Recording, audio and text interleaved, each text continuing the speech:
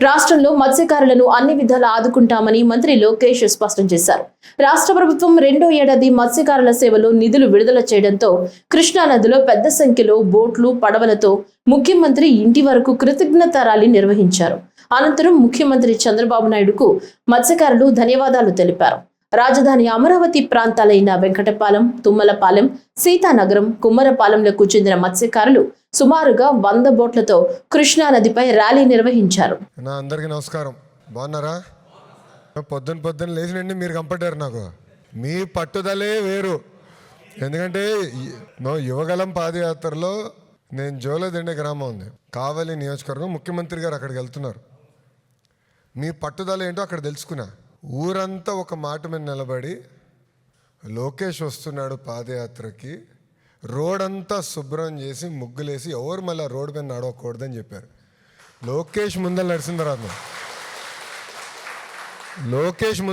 తర్వాతే వాడు వెంకల మన అందరూ వెళ్ళాలని చెప్పారు.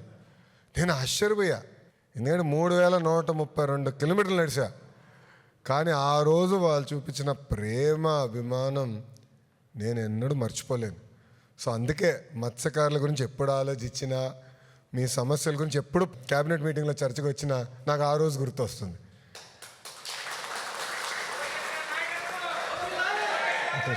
అన్నా, కానీ ఒక్క విషయం, మీ పట్టుదల అందరూ ఒక మాట అనుకుంటే నిలబడతారే, అది మీ దగ్గర నుంచి మేము నేర్చుకోవాల్సిన అవసరం చాలా చాలా ఉంది.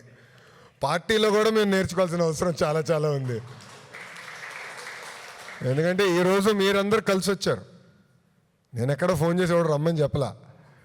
కానీ మిమ్మల్ని అందరూ చూసిన తర్వాత ఇంత దూరం వచ్చారు, ఎండల్లో ఈ వేడిలో ఉన్నారు, కొంచెం కలుద్దాం, కప్ కాఫీ టీ తాగిన తర్వాత వెళ్దాం అనే ఆలోచన నాకు అప్పుడు వచ్చింది.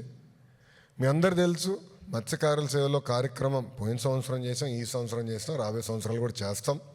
దాంతో భాగంగా కూడా ఏంటంటే మన ప్రభుత్వ అధికారంలోకి వచ్చిన తర్వాత మన కొల్లన్నట్టుగా క్యాబినెట్లో ఉన్నారు. అన్నగారి నాయకత్వంలో అనేక కార్యక్రమాలు చేసుకుంటూ వస్తున్నాం. గత ప్రభుత్వం చేసిన తప్పులు కూడా సరిదిద్దుకుంటూ వస్తున్నాం.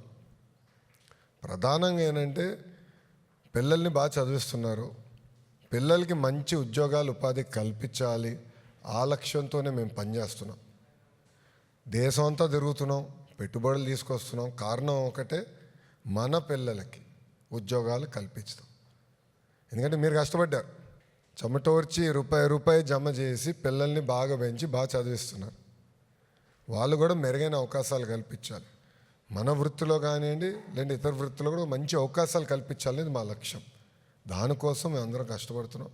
కానీ మిమ్మల్ని చూసినాతే నేను ఈరోజు స్టన్ అయ్యా. ఎందుకంటే మనం అనుకోలేదు కదా, అట్లా అని వచ్చేసారు అందరూ. నేను పొద్దున్న లేసి అందరూ వచ్చేయండి అప్పుడు తట్టింది, అరే మత్స్యకారుల సేవలో బాబు గారు బయలుదేరుతున్నారు కదా ఈరోజు, ఆయన పంపించడానికి వచ్చినట్టున్నారు అందరని. అప్పుడు ఫోన్ చేశారు, బాబు తప్పనిసరిగా అందరూ కలిసిన తర్వాత నేను మీటింగ్కి వెళ్తానని చెప్తాం జరిగింది. చాలా సంతోషం.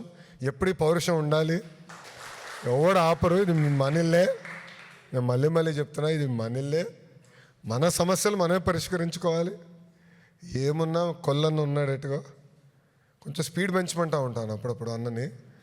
ఏ సమస్య ఉన్నా అన్నతో మనం ఆడుకుందాం, మనం పరిష్కరించుకుందాం.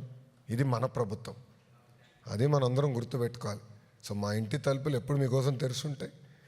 ఏమున్నా రాండి, హాయిగా కూర్చుందాం. నేను ఒకవేళ అటు ఇటు పరిగెడతా ఉంటే ఎవరో ఒకరు ఉంటారు, ఇంట్లో కానీ ఆఫీస్లో కానీ టీం ఉంటుంది, ఎక్కడ కానీ మన పార్టీ ఆఫీస్లో కానీ మన వాళ్ళు ఉంటారు, మీకు అందుబాటులో ఉంటారు. కానీ ఒక విషయం చెప్పాలి, నేను మరవలేంది మీ పట్టుదల. అబ్బా మామూలు మొండి కాదు మీరు. నేను చూసా కదా కావల్లో, ఇప్పుడు జోలదిండేలో ఇక్కడ డిఫెన్స్ కంపెనీకి వచ్చినాం. ఊరోళ్ళందరూ ఒక తీర్మానం చేశారు, ఎవడన్నా కానీ ఫంక్షన్కి వెళ్తే తోలు తీస్తామని. ఆశ్చర్యపోయా. అంటే పట్టుదల ఒక్కసారి అనుకుంటే ఊరంతా ఒక మాట మీద నిలబడుతుంది. అది మీ దగ్గర మేము నేర్చుకోవాలి రాబాయ్. కంపెనీ కూడా ఈ సంవత్సరం ఆఖరి లోపల పనులు పూర్తి చేస్తారు. వాళ్ళు కూడా చెప్పిన, ఎందుకంటే తమిళలో వస్తున్నారు, మన ప్రాంతంలోకి వచ్చి వేటకు వస్తున్నారు, అది ఆపాలని కంపెనీలు చెప్పా వాళ్ళకు బోట్ ఇమ్మని. దానికి ఏంటంటే మనుషులు వస్తున్నారు, అది ఆటోమేటిక్గా తిరుగుతూ ఉంటుంది, ఆ కంపెనీ అది. సో బోట్లు కూడా డిఫెన్స్ ఉంది కదా, నేవీకి మా పైలట్లు వీళ్ళు కావాలి. ఈ బోట్లకు అవసరంలా, రూమ్లో కూర్చొని ప్రోగ్రామ్ చేసి పెట్రోలింగ్కి వెళ్తూ ఉంటుంది. వాళ్ళు ఒక బోట్ కూడా ఇమ్మన ఇస్తేనంటే అప్పుడు మన మత్స్యకారులకు ఇబ్బంది ఉండదని. అని ఇదే పట్టుదల మెయింటైన్ చేయండి. తగ్గేదే లేదు. ఇదే పట్టుదల ఉండండి. మీకు అండగా నిలబడే బాధ్యత మాది. ఓకేనా?